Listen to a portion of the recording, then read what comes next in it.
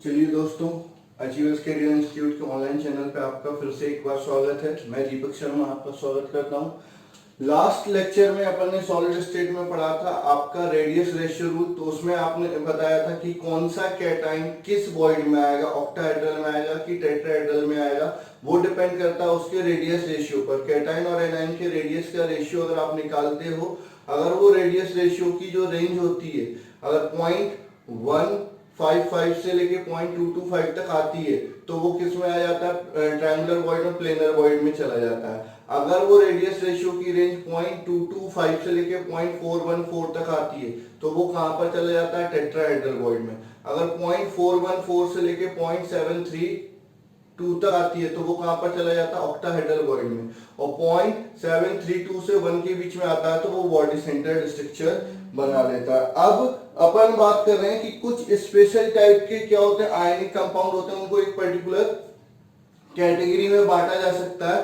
तो उनके स्ट्रक्चर कैसे होते हैं, उसमें कैटाइन कहां पर होता है, एनाइन कहां पर होता है, उसका कोऑर्डिनेशन नंबर क्या होगा, इस टाइप के लिए अपन डिस्कस कर लेते हैं। तो सबसे पहले आपका स्ट्रक्चर मैंने यहाँ पर टेबुलर फॉर्म में दिया है। इसको याद करना बहुत इजी है, सिंपल तरीकों में, चुटकियों में मैं आपको याद करवा दूंगा, कोई दिक्कत वाली बात नहीं।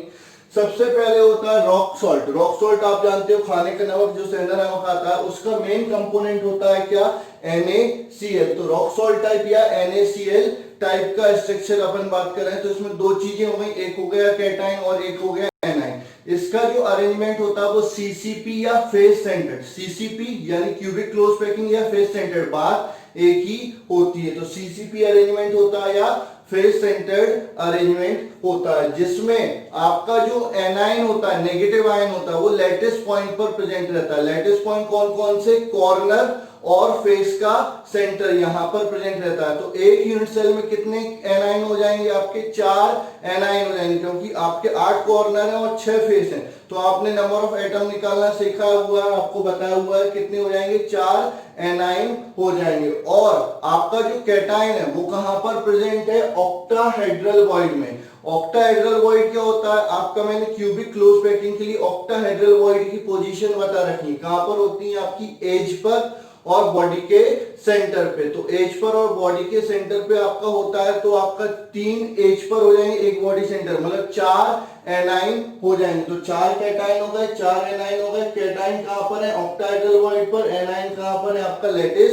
स्ट्रक्चर बना रहे हैं। तो आपका ऑक्टाहेड्रल वॉइड में जो होता है उसका कोऑर्डिनेशन नंबर क्या हो जाता है, 6। तो कैटाइन का कोऑर्डिनेशन नंबर 6, एनाइन का भी कोऑर्डिनेशन नंबर कितना हो जाएगा, 6 हो जाएगा, क्योंकि टोटल कोऑर्डिनेशन नंबर यहां पर क्या होता है, 12 होता है। लेकिन क्या हो जाएगा, आपका कैटाइन का 6 है तो एनाइन का भी 6 हो जाएगा। कितने फॉर्मूला यूनिट है, कितने कैटाइन थे, 4, कितने एनाइन थे, 4। तो टोटल फॉर्मूला यूनिट भी क्या हो जाएगी, 4। अब कौन कौन से आयनिक कंपाउंड हैं जो रॉक सॉल्ट स्ट्रक्चर शो करते हैं, तो जितने भी अल्कली मेटल है, लिथियम, सोडियम, पोटेशियम या रूबिडियम, जितने भी अल्कली मेटल हैं उनके halide rock salt structure show करते हैं। तो हैलाइड ऑफ LiNa रूबिडियम, ठीक है। इसके अलावा सिल्वर के, केवल इसमें सिल्वर में आपका आयोडाइड छोड़ देना और क्लोराइड छोड़ देना, तो AgF,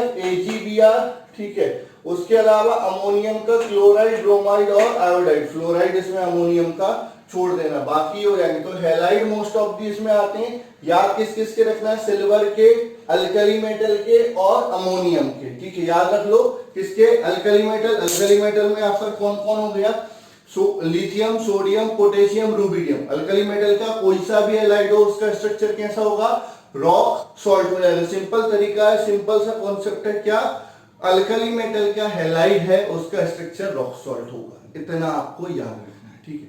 उसके अलावा सिल्वर का हैलाइड है, बस आयोडाइड छोड़ देना, क्लोराइड भी लिख सकते हैं, आयोडाइड छोड़ देना, अमोनियम का फ्लोराइड छोड़ देना, बाकी सब आपका क्या हो जाएगा, रॉक सॉल्ट स्ट्रक्चर। अब इसमें से अगर कोई सा भी आता है, जैसे मैंने पोटेशियम क्लोराइड दे दिया, तो पोटेशियम क्लोराइड में आपका क्लोरीन कहां पर होगा, लैटिस पॉइंट पर। पोटेशियम कहां पर होगा, ऑक्टाहेड्रल वॉइड में। पोटेशियम का कोऑर्डिनेशन नंबर 8, Cl का कोऑर्डिनेशन नंबर, पोटेशियम का कोऑर्डिनेशन नंबर 6, Cl का कोऑर्डिनेशन नंबर 6, क्योंकि ऑक्टाहेड्रल वॉइड इसमें सबका कोऑर्डिनेशन नंबर क्या हो जाता है, 6 6 हो जाता है। इतना सिंपल है, इजीली आप इसको याद कर सकते हो, बहुत टफ नहीं है। टेबल देखने में टफ लग रही है लेकिन बहुत सिंपल है, ठीक है। तो आपको NaCl टाइप, ठीक है, कैसा स्ट्रक्चर होता है, सीसीपी, क्यूबिक क्लोज पैकिंग या फेस सेंटर, ठीक है। क्यूबिक क्लोज सीसीपी आप देखो, क्यूबिक क्लोज पैकिंग स्ट्रक्चर होता है। इसमें एनाइन कहां पर होता है, लेटिस पॉइंट पर। लेटिस पॉइंट मतलब फेस सेंटर्ड यूनिट सेल में लेटिस पॉइंट मतलब कॉर्नर और फेस का सेंटर। कैटाइन कहां पर होता है, ऑक्टाहेड्रल वॉइड। ऑक्टाहेड्रल वॉइड मतलब आपका एज और बॉडी के सेंटर पे। इतना खत्म हो गया।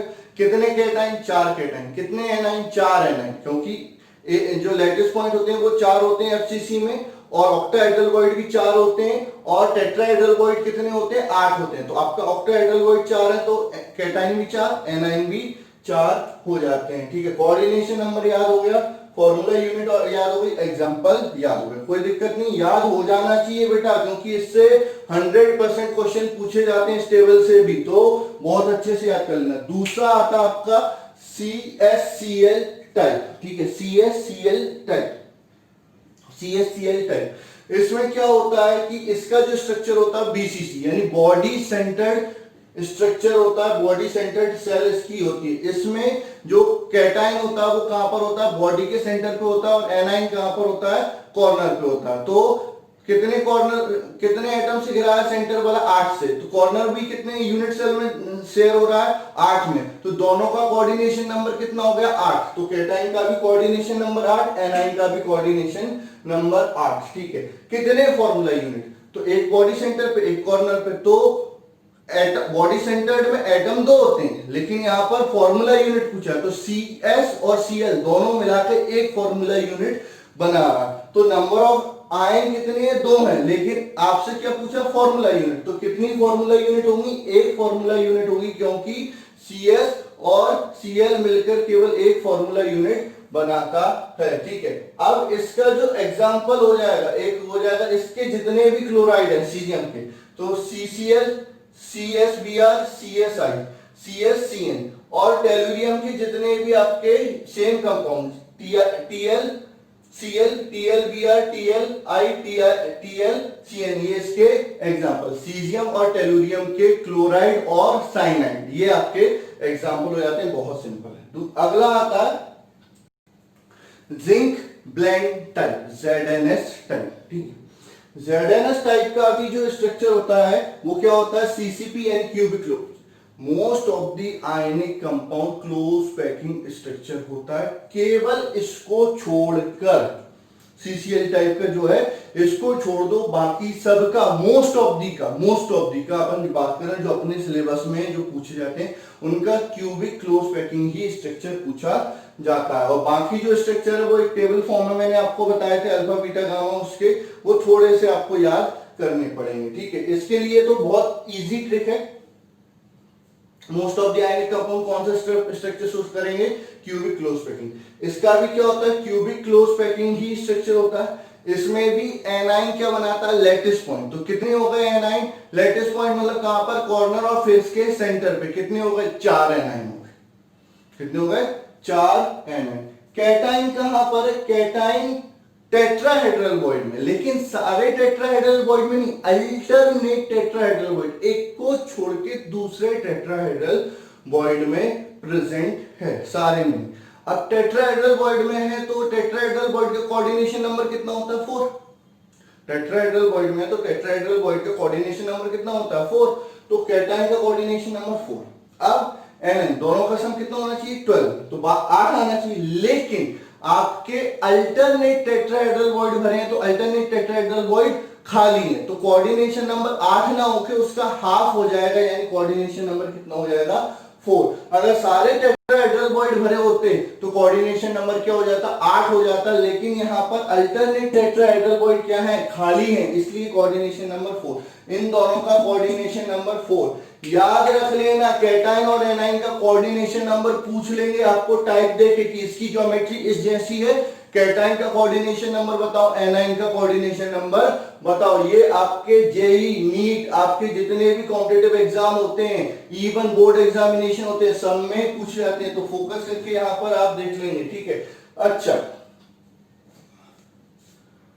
एनाइन कितने, CCP 4, कैटाइन कितने, टेट्राहेड्रल बॉन्ड कितने होते हैं, डबल होते हैं, 8 होते हैं। अल्टरनेट भरे मतलब आधे ही भरे हैं, तो जो कैटाइन है वो भी कितने हो जाएंगे, 4। तो 4 कैटाइन 4 है 9, फॉर्मूला यूनिट 4, ठीक है, फॉर्मूला यूनिट 4। एग्जांपल, कॉपर के जितने क्लोराइड हैं CuCl, CuVr, CuI, और एक यहां पर सिल्वर का छोड़ दिया था कौन सा, आयोडाइड, वो यहां पर आ जाएगा, और बेरिलियम सल्फाइड इसमें आ जाएगा। ये आपके क्या हो जाएंगे, एग्जांपल हो जाएंगे। उसके बाद अपन बात करते हैं Ab2 टाइप, मतलब जिसमें आपका कैटाइन और एनाइन बराबर ना हो, बल्कि क्या हो, आपके कैटाइन या तो कैटाइन डबल हो या एनाइन डबल हो, उस टाइप के कंपाउंड Ab2 टाइप। तो इसमें सबसे पहले आता है फ्लोराइड टाइप CaF2 टाइप, ठीक है। फ्लोराइड टाइप में क्या होता है कि जो CCP अरेंजमेंट होता है, ये भी CCP अरेंजमेंट में, क्यूबिक क्लोज पैकिंग अरेंजमेंट में जो CCP अरेंजमेंट है वो एनाइन नहीं बनाता, बल्कि कौन बनाता है, कैटाइन बनाता है। इसमें फ्लोराइड टाइप में CCP अरेंजमेंट कौन बनाता है, कैटाइन बनाता है। तो कैटाइन कितने हो गए बेटा, 4 कैटाइन, जो CCP अरेंजमेंट यानी कॉर्नर फेस का सेंटर, तो कैटाइन मतलब कितने हो गए, 4 हो गए, 4 कैटाइन हो गए। अब एनाइन कहां पर है, टेट्राहेड्रल वॉइड में, तो टेट्राहेड्रल वॉइड कितने, जब लैटिस पॉइंट 4 है तो टेट्राहेड्रल वॉइड कितने होंगे, 8, तो आपके 8 एनाइन हो गए। एनाइन का कोऑर्डिनेशन नंबर 4, क्योंकि टेट्राहेड्रल वॉइड में, कैटाइन का सारे टेट्राहेड्रल वॉइड भरे हैं तो कैटाइन का कितना हो जाएगा, 8, 4 कैटाइन 8 एनाइन। एक फॉर्मूला में क्या होता है, एक कैटाइन 2 एनाइन, तो कितने फॉर्मूला हो जाएंगे, 4 फॉर्मूला यूनिट हो जाएंगे। एग्जांपल आपका अल्कली अर्थ मेटल के हैलाइड ले लो, ठीक है, अल्कली अर्थ मेटल के हैलाइड ले लो, generally barium fluoride, barium chloride, strontium fluoride, strontium chloride, cadmium fluoride, lead fluoride, ये जनरली ये स्ट्रक्चर शो करते हैं, ठीक है। उसके बाद आपका आता है एंटी फ्लोराइड, अपोजिट, एंटी मतलब अपोजिट। फ्लोराइड में क्या होता था, कैटाइन लैटिस साइड पे होता था, एनाइन टेट्राहेड्रल वॉइड में होता, तो एंटी है मतलब अपोजिट है, मतलब क्या होगा कि जो कैटाइन होगा वो टेट्राहेड्रल वॉइड में होगा और जो एनाइन होगा वो लैटिस साइड बनाएगा, ठीक है। तो एनाइन कितने होंगे, 4, कैटाइन कितने हो जाएंगे, 8, फॉर्मूला यूनिट 4, एनाइन का कोऑर्डिनेशन नंबर 8, कैटाइन का 4, तो कैटाइन का 4, एनाइन का 8, फॉर्मूला यूनिट एग्जांपल क्या हो जाएगा, Na2O। इस टेबल पे भर के क्वेश्चन में पूछ सकता हूं, कैसा भी बना सकता हूं। मैं बोलूंगा क्या, AgBr NaCl टाइप का स्ट्रक्चर, AgBr का NaCl टाइप का स्ट्रक्चर, Br का कोऑर्डिनेशन नंबर कितना होगा, आप बोलोगे 6, ठीक है, Br नेगेटिव का कोऑर्डिनेशन नंबर 6, Ag प्लस का 6, ठीक है। आपका बोलूंगा कि Br नेगेटिव कहां पर प्रेजेंट होगा, लैटिस साइड पर प्रेजेंट होगा, Ag प्लस कहां पर प्रेजेंट होगा, ऑक्टाहेड्रल वॉइड में प्रेजेंट होगा, पोजीशन आप बता सकते हो। अच्छा, आपका मैं सिंपल डायरेक्टली पूछ लूंगा, NH4I का स्ट्रक्चर बताओ, CCP structure, cubic close packing structure, तो इस टाइप का सीधा सीधा क्वेश्चन यहां से इस टेबल से पूछे जाते हैं। इस टेबल को मोस्ट आईएमपी मान के आपको याद करना, और याद क्या करना, बहुत इजीली आपको इसको समझ लेना है, ठीक है। मोस्ट ऑफ दी में अरेंजमेंट कौन सा है, CCP केवल आपका एक को छोड़ के, ठीक है।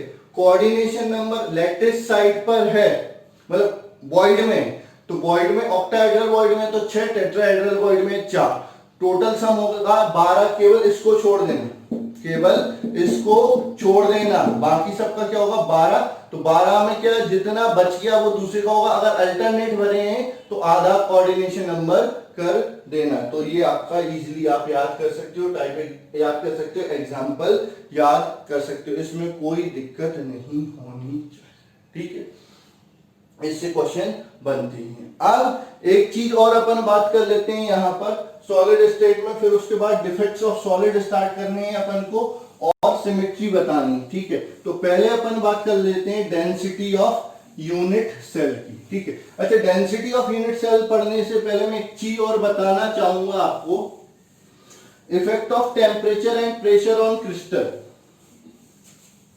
Effect of temperature and pressure on crystal. तो आपके दो टाइप के क्रिस्टल ज्यादा पूछे जाते हैं, एक रॉक सॉल्ट टाइप यानी NaCl टाइप,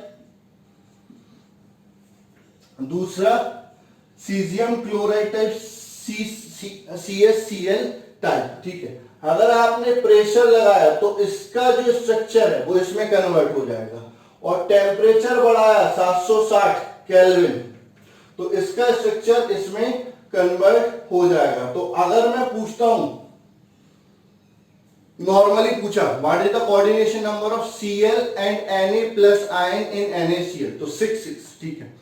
अब मैंने पूछा what is the coordination number of Na plus ion and Cl minus ion at high pressure, condition बोल दी एट हाई प्रेशर, तो हाई प्रेशर पे कोऑर्डिनेशन नंबर 6 नहीं होगा, ये एक्सेप्शन है। यहां पर आपको बहुत ज्यादा याद रखने की जरूरत है, एक्सेप्शन है। हाई प्रेशर पे इसका कोऑर्डिनेशन नंबर चेंज हो जाएगा, कितना हो जाएगा, CCl का जितना कोऑर्डिनेशन नंबर था, यानी उसका स्ट्रक्चर क्या हो जाएगा, बॉडी सेंटर्ड। हाई प्रेशर पे, at high pressure structure of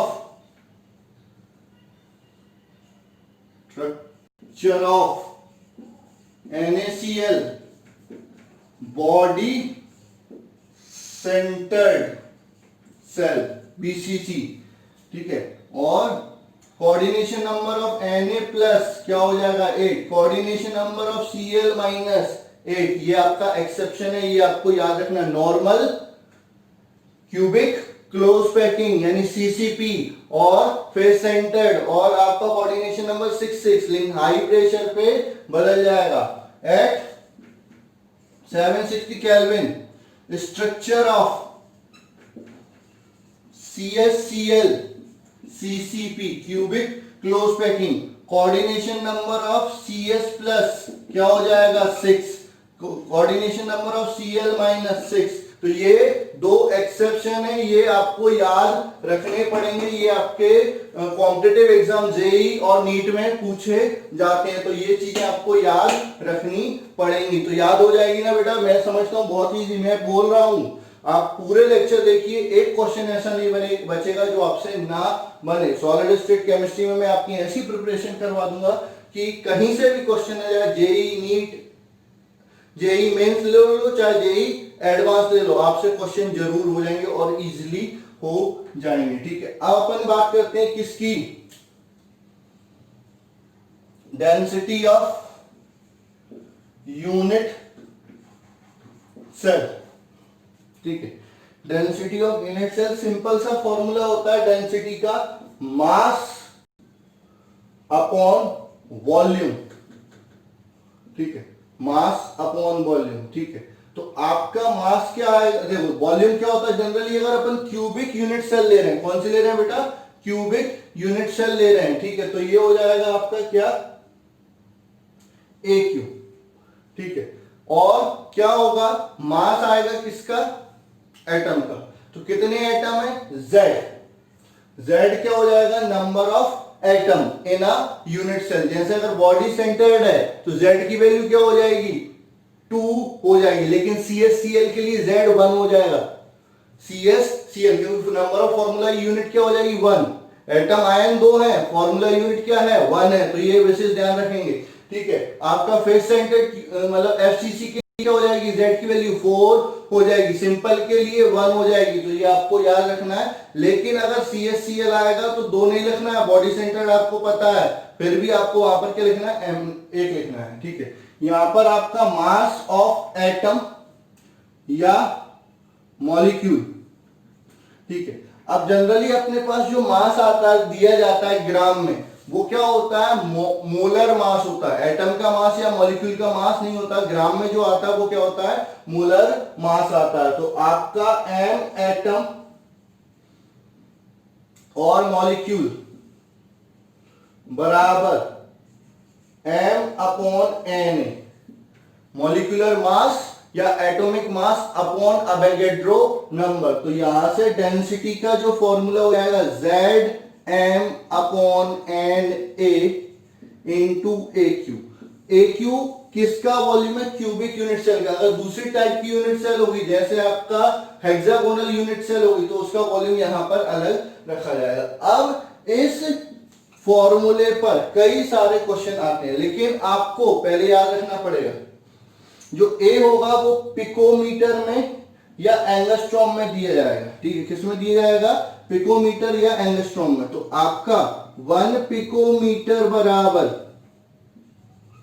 10⁻⁻12 metre और 10⁻⁻10 सेंटीमीटर, क्योंकि जो डेंसिटी आएगी वो ग्राम पर सेंटीमीटर क्यूब में आएगी। तो आपको जो पिकोमीटर वगैरह दिया जाएगा वो कन्वर्ट करना पड़ेगा, या सेंटीमीटर जो दिया जाएगा उसको बाद में पिकोमीटर में कन्वर्ट करना पड़ेगा। और 1 एंगस्ट्रॉम बराबर 10⁻⁻10 मीटर और 10⁻⁻8 सेंटीमीटर, ये आपको कन्वर्जन याद रखने पड़ेंगे। अब इस फॉर्मूले में कोई से भी, मतलब जैसे जनरली क्या होता है कि आपको अगर डेंसिटी पूछेंगे तो टाइप ऑफ यूनिट सेल दे देंगे, तो Z आपको पता चल जाएगा, ठीक है। यूनिट सेल में आपका कंस्टेंट पार्टिकल क्या है उसके बेसिस पे आप मॉलिक्यूलर मास निकाल लोगे, A दे देंगे, अवोगाड्रो नंबर हमको पता है, डेंसिटी निकालेंगे तो इनडायरेक्टली देंगे। अगर आपसे क्या हो सकता है कि डेंसिटी दे दें, कंपाउंड का नाम दे दिया तो मॉलिक्यूलर मास निकाल सकते हो, AQ दे दिया, हम क्या पूछ लेंगे कि किस टाइप की यूनिट सेल है, तो Z निकालेंगे। तो Z की वैल्यू जितनी आएगी उसके अकॉर्डिंग आप यूनिट सेल का टाइप बता सकते हो। अगर Z1 आया तो सिंपल क्यूबिक यूनिट सेल है, Z2 आया तो बॉडी सेंटर्ड यूनिट सेल है, और Z4 आ गया तो आपका फेस सेंटर्ड यूनिट सेल है। टाइप ऑफ यूनिट सेल पूछ सकते हैं, इवन आपका एज लेंथ पूछ सकते हैं, ठीक है, मॉलिक्यूलर मास पूछ सकते हैं, अवोगाड्रो नंबर पूछ सकते हैं। तो किसी भी टाइप का क्वेश्चन यहां से बनके पूछा जा सकता है। इसमें थोड़ा सा कैलकुलेशन मिस्टेक होता है, खासकर तब जब आपसे एज लेंथ पूछी जाती है, क्योंकि क्यूब रूट निकालना थोड़ा सा टिपिकल हो जाता है। तो वहां पर लॉगरिथम का यूज करके आप क्यूब रूट निकाल सकते हैं, या फिर आप अप्रोक्सीमेशन करके क्या निकाल सकते हैं, क्यूब रूट निकाल सकते हैं, एग्जैक्टली नहीं निकलेगा, ठीक है। एज लेंथ के लिए थोड़ी सी दिक्कत आती है, बाकी सब हो जाता है। थोड़ा सा कैलकुलेशन लेंदी जरूर होता है, लेकिन इस पर क्वेश्चन आता है। सीबीएसई बोर्ड वाले याद रखना, पक्का क्वेश्चन आएगा डेंसिटी ऑफ यूनिट सेल पर, ठीक है। तो ये आपका डेंसिटी ऑफ यूनिट सेल हो गए। अब अपन बात करेंगे, अगले लेक्चर में अपन बात करेंगे किसकी, डिफेक्ट्स इन सॉलिड की। डिफेक्ट्स मतलब कि सम डेविएशन फ्रॉम रेगुलर अरेंजमेंट, ठीक है, ये होता है आपका डिफेक्ट्स का मतलब। थोड़ा सा मैं आज इंट्रोडक्शन दे रहा हूं, बाकी जो डिफेक्ट्स के टाइप होंगे वो अपन कल पढ़ेंगे। आज मैं केवल आपको बता देता हूं कि डिफेक्ट्स होते क्या हैं, वो क्यों अराइज होते हैं, ये सारी चीजें आपको मैं बता देता हूं। तो आपका डिफेक्ट्स मतलब क्या होता है, some deviation from regular arrangement is known as defects, ठीक है। अब ये डिफेक्ट्स अराइज क्यों होते हैं, दो कारणों से होते हैं, एक तो due to increase in temperature और due to presence of impurity. आप अगर टेम्परेचर बढ़ाओगे तो वो उसमें क्या हो जाएंगे, डिफेक्ट्स अराइज होने लगेंगे। एट एब्सोल्यूट जीरो टेम्परेचर यानी 0 kelvin temperature crystal act as ideal crystalline solid. किस टेम्परेचर पे जो सॉलिड होते हैं वो आइडियल क्रिस्टलाइन सॉलिड की तरह वर्क करते हैं, 0 केल्विन टेम्परेचर या एब्सोल्यूट 0 टेम्परेचर। उसके बाद जैसे जैसे टेम्परेचर बढ़ता जाता है तो आपका क्या होने लगता है, डिफेक्ट्स अराइज होने लगते हैं, ठीक है। उसके बाद अपन बात करते हैं कि दूसरा किसके कारण होता है, इंप्योरिटी के कारण। तो कई बार इंप्योरिटी हम जानबूझकर मिलाते हैं, हमको जरूरत होती है कि भाई इसकी प्रॉपर्टी ऐसी नहीं चाहिए, हमको इसकी प्रॉपर्टी बदलना है, तो उसकी प्रॉपर्टी बदलने के लिए हम उसमें जानबूझकर क्या मिलाते हैं, इंप्योरिटी मिलाते हैं। तो ये जो प्रोसेस होता है, the process of adding impurity, the process of adding impurity is known as doping. का आपसे पूछा जा सकता है what do you mean by doping. तो डोपिंग क्या होता है, the process of adding impurity is known as doping. और डोपिंग हम अपनी नीड के अकॉर्डिंग करते हैं कि क्या चीज हमको चाहिए, कितनी चाहिए, उसके अकॉर्डिंग हम डोपिंग करते हैं। उसके अलावा टेम्परेचर। अच्छा, डिफेक्ट्स कितने टाइप के होते हैं, दो टाइप के, point defect, line defect. Point defect में क्या होता है, एक एटम या आयन मिसप्लेस या डिस्प्लेस हो जाता है, उसके कारण जो डिफेक्ट होता है उसको क्या बोलते हैं, पॉइंट डिफेक्ट। लाइन डिफेक्ट क्या होता है, जब a continuous series of atom or ion will misplace or displace from their position is known as line defect। अब इसके डिटेल में पॉइंट डिफेक्ट कितने टाइप के होते हैं, स्टोशियोमेट्री, नॉन स्टोशियोमेट्री, ये अपन अगले लेक्चर में डिस्कस करेंगे। आज हमने जो डिस्कस किया, मेन तो एक टेबल डिस्कस की, ठीक है, और उसके अलावा ये डेंसिटी का फॉर्मूला डिस्कस किया। इस पर न्यूमेरिकल आपको करना है, फॉर्मूले में वैल्यू रखना और कुछ नहीं, क्वेश्चन समझो और वैल्यू रख दो। इससे ज्यादा ये टफ नहीं होता, बहुत इजी फॉर्मूला। हाँ, कैलकुलेशन थोड़ी सी टिपिकल पड़ेगी, लेकिन कोई बात नहीं, हम सब कर सकते हैं यार। 12th क्लास में है या जेई और नीट जैसे एग्जाम दे रहे हैं, तो कैलकुलेशन कौन सी बड़ी बात है। टाइम कम लगना चाहिए, इतनी फास्ट आपकी कैलकुलेशन होनी चाहिए। कन्वर्जन मैंने आपको बता दिया किस तरह से कन्वर्जन यहाँ पर यूज होंगे। वीडियो अच्छा लगे तो जरूर जरूर जरूर लाइक करिए और ज्यादा से ज्यादा शेयर कीजिए। अपने दोस्तों को भी चैनल सब्सक्राइब करवाइए, जिससे कि उनको भी इसका एडवांटेज मिल सके। और मिलते हैं अगले लेक्चर में। Thank you.